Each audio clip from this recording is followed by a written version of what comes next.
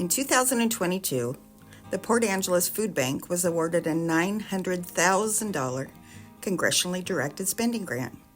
This came from the United States Department of Agriculture for a facility expansion.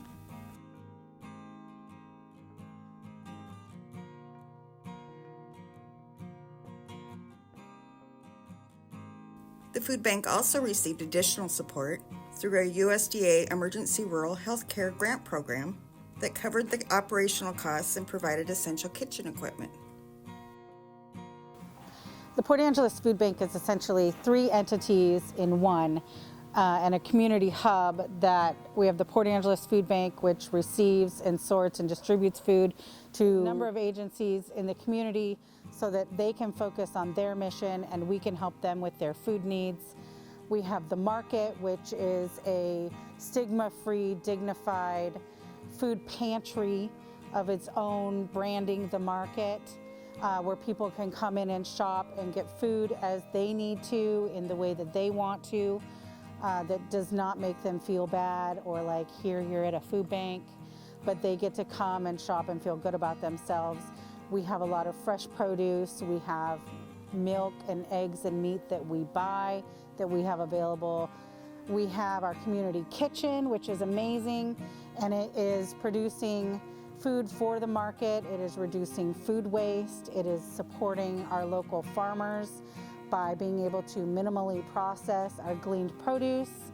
That kitchen was put together with the Wazoo extension from a long-time project, and with funding from the USDA, we were able to put a lot of equipment in there to be able to do the minimal processing for the market.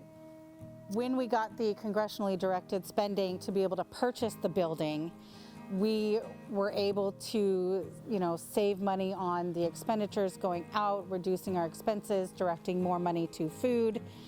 And when we worried about what were we going to do with this space, but because everything kept getting worse, it didn't get better after the pandemic. Need didn't go away, need increased. So we have seen more people and more families and more single folks and people who used to donate are now coming to shop.